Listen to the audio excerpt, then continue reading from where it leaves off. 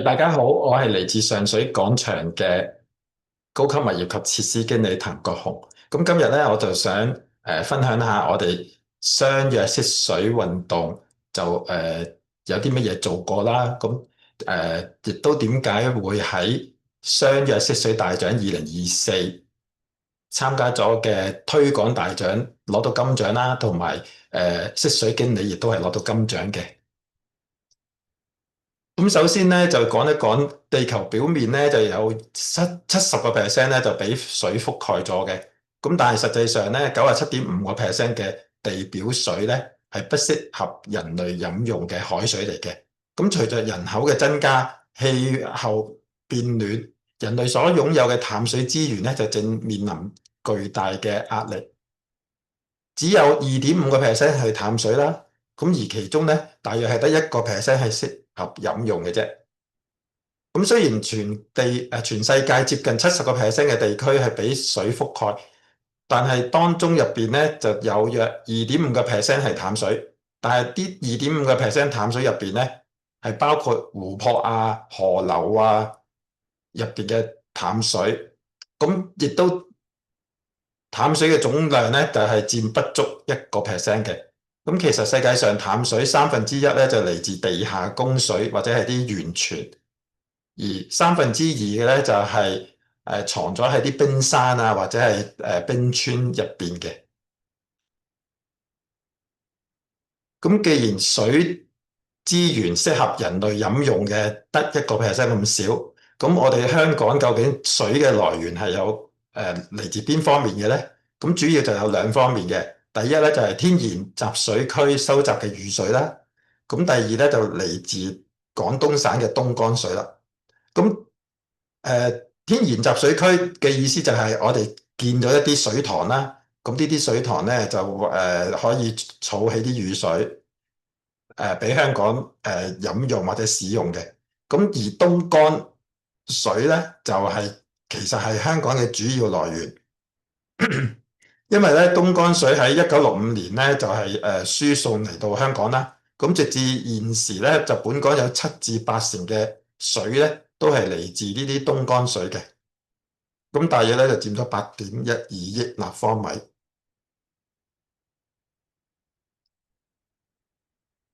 咁我哋用水嘅之前咧，就真係要居安思危啦，同埋要飲水思源。咁世界好多嘅國家咧，就正因為地區嚴重缺水，或者啲水係受污染嘅，咁直接影響咗糧食嘅生產，同埋影響咗公共衛生，造成生活同埋生存嘅威脅。咁居安思危，面對水危機、氣候變化嘅危機，我哋要做好準備，珍惜用水。咁或者介紹一下啦，相約識水大獎，咁今年咧就係第二屆嘅，咁參加嘅場所咧就由上屆600幾間咧，就增加到今年超過1000間。咁係由水務署聯同環保促進會合辦嘅，咁旨在鼓勵同埋表揚工商業界機構以嶄新嘅可行方案、工具設備或者一啲系統嚟到減少珍惜用水。咁今屆主要3個獎項咧，就係循環再用循環再用識水大獎啦。咁旨在鼓勵場所有效循環再利用水資源，以推動可持續利用水。咁識水推廣大獎咧，就係旨在鼓勵場所向不同持份者推廣珍惜用水嘅重要性。咁傑出相約識水經理就係表揚識水經理喺佢哋嘅場所嗰度推動呢啲識水嘅活動，同埋堅定嘅承諾、熱誠同埋傑出嘅表現。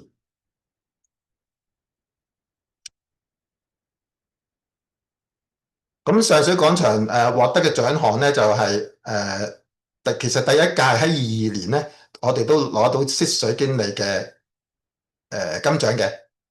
咁另外第一屆22年咧，亦都係攞咗行業識水大獎，係商業大廈嘅。咁今年24年咧，我哋就攞咗，亦都係攞咗惜水經理嘅金獎啦。咁同埋咧就係惜水推廣大獎嘅金獎。咁首先就介紹下上水廣場啦，就係1994年成立嘅，咁就喺上水嘅龍琛路39號啦，就其實係火車站嘅旁邊嚟嘅啫。咁另外就我哋又係由辦公大樓組成，同埋一個商場，有5層嘅商場組成啦，仲有地庫嘅停車場，同埋一個平台花園。咁就由新鴻基地產發展啦，啟盛管理服務公司管理嘅。咁我哋智慳水水資源嘅管理策略咧，就其實咧就係喺2018年開始咗噶啦。咁我哋咧就設咗10年慳水30%嘅目標，直至到喺2024年咧已經成功慳水21%嘅。咁呢個策略咧主要係就分5方面啦，就係防止漏水、節約用水、循環再用水、防止污染同埋公眾教育。咁或者我講一講呢個策略有幾個項目啦。首先第一嘅咧就係自動節水警報器啦。咁呢個就係譬如話喺洗手間，有時我哋嗰啲廁所水喉唔係洗手間嘅洗手盆水喉啦，就係漏水，咁都有一個 sensor 就係監控住嘅，咁就係會發出一啲警報去翻我同事嘅手機嗰度。咁我哋就知道嗰笪地方係漏緊水啦，咁啊即刻派人去檢查維修啦。咁另外第二咧就係持續水壓嘅監察同埋監察同埋管理。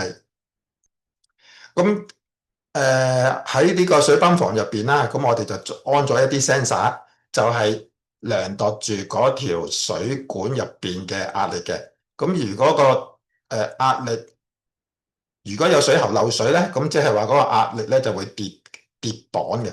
咁我哋咧就會知道，嗰啲水喉會漏水，因為我哋就唔想浪費呢個水資源，咁所以咧我哋亦都要監察住大廈嘅水喉有冇漏水啦。咁另外咧就有一個儀器啦，就叫 Fluorine 紅外線檢測器。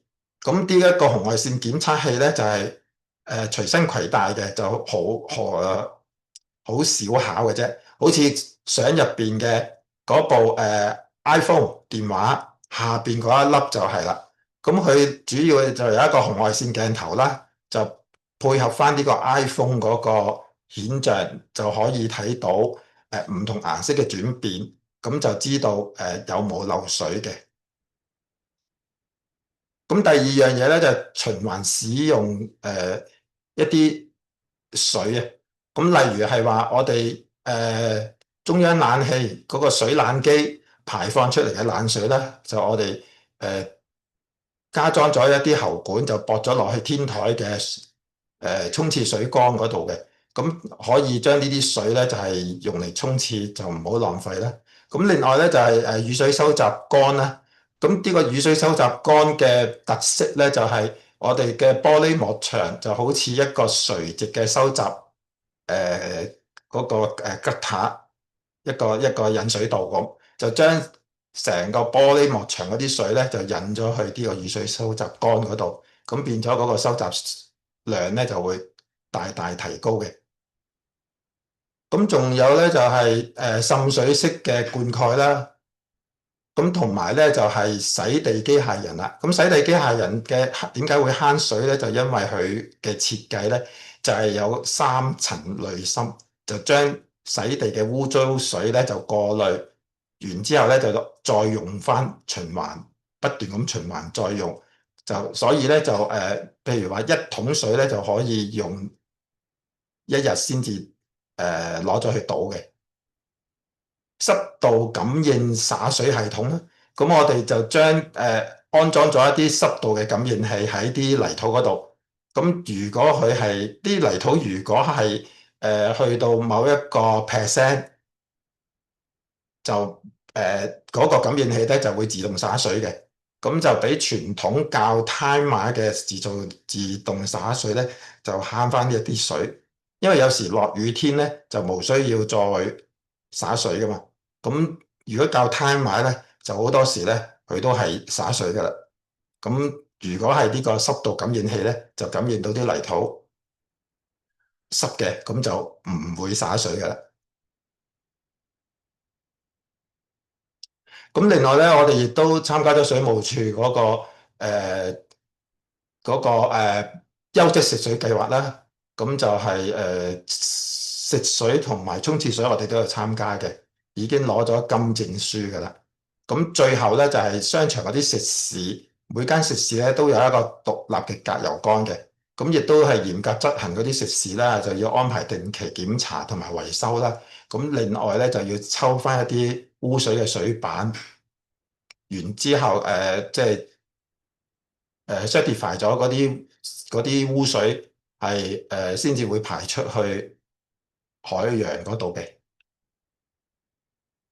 咁喺宣傳推廣內部宣傳嗰方面咧，咁我哋就有識水嘅資訊版啦，就會時不時會 update 最新嘅資訊俾啲同事知道。咁另外我哋會有啲定期嘅會議啊，同埋一啲seminar 啊，就講解翻一啲最新嘅識水資訊嘅。咁例如係應該係今年啊，今年就係嗰個將軍澳海水化淡廠，咁就成立咗啦，就係運作緊嘅。咁我哋亦都會介紹翻俾啲員工睇睇，呢一個係新嘅，比起以前第一代或者係以前嗰啲海水化淡咧，就會更加慳成本，同埋嗰個海水化淡嘅水量咧，亦都會提升。咁亦都會開翻一啲培訓班啦，俾翻我哋啲前線嘅員工嘅。咁特別係要俾翻一啲清潔嘅員工，因為清潔員工嘅工作大部分都同水有關嘅啦。咁所以佢哋嗰個知識點樣慳水啊，點樣唔好浪費水啊，就非常之重要嘅。咁仲有咧就係亦都參加咗點滴背水行啦。咁啲同事當日都好熱心啊！大家都4.8公升嘅水咧，就行咗幾 kilo，咁亦都籌到啲款嘅。咁即係除咗公益，亦都可以介紹翻嗰個水資源。咁宣傳推廣咧，喺商場嘅租戶嗰方面咧，咁其實商場租戶咧最主要都係食肆嘅啫。咁我哋咧就有12間食肆嘅，咁我哋都到訪晒啲食肆，咁就同埋簽咗一份即係每日用水10公升嘅約章嘅。咁就向呢個商場食肆租戶咧就宣傳用水咧，就成功減少咗3%用水。因為咧我哋會首先會如果去參加咧，我哋會登記咗個水表嗰個度數，跟住隔4個月咧就會再抄一次水表，咁就嚟到監察住佢哋有冇可以用少咗水啦。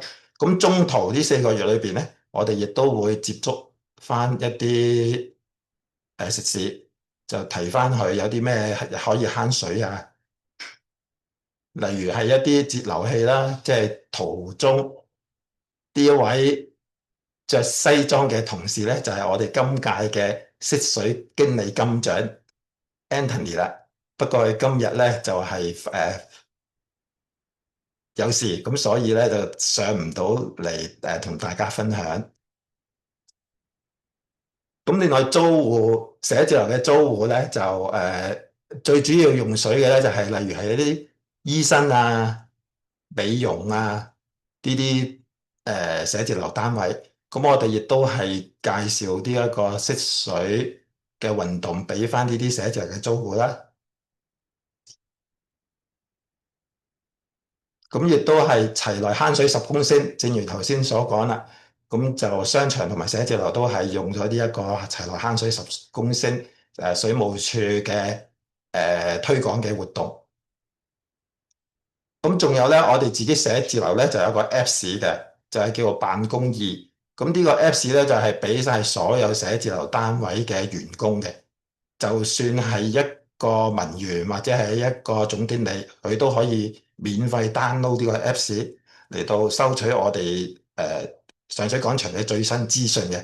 咁我哋都時不時都會定期 update 翻，提供翻一啲最新嘅慳水知識啊，或者係一啲活動俾翻啲租戶，你哋有興趣嘅咧就可以報名參加嘅。咁喺社區宣傳嗰方面咧，咁我哋就舉辦咗一啲呢個呢個參觀團啦，就參觀呢個水資源呢個水務署嘅水資源中心。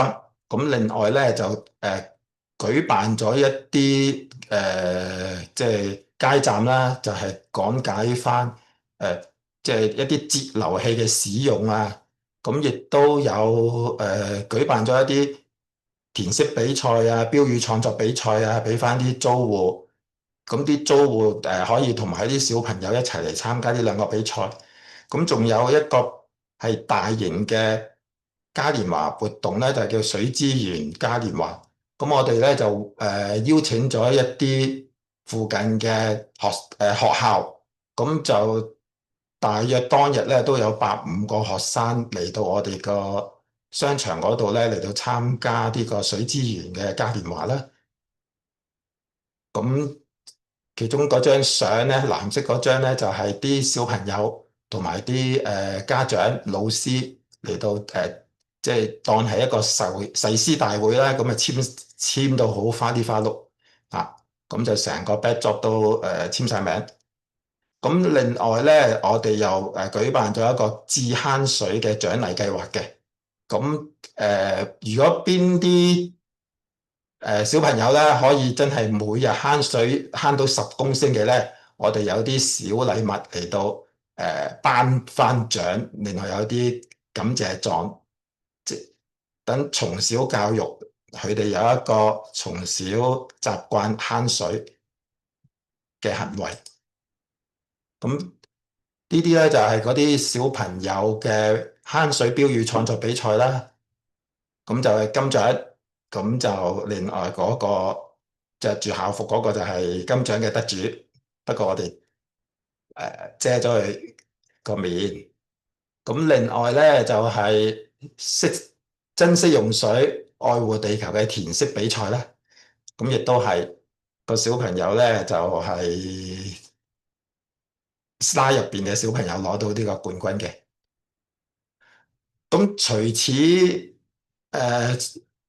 商場、寫字樓同埋自己嘅員工宣傳呢個惜水管理策略咧，咁我哋咧就跳出上水廣場，去咗附近嘅屋苑，幫一啲有需要嘅住戶檢查翻佢嘅洗手間嗰啲水龍頭啊、水喉啊有冇漏水啦。咁同埋咧就幫佢換嗰個節流器。慳水嗰個節流器，咁就係啦。我哋都有做呢啲居民嘅活動。咁到最後嚟個總結啦。咁我哋就智慳水水資源管理策略。咁我哋就定咗一個目標啦，10年要慳30%水。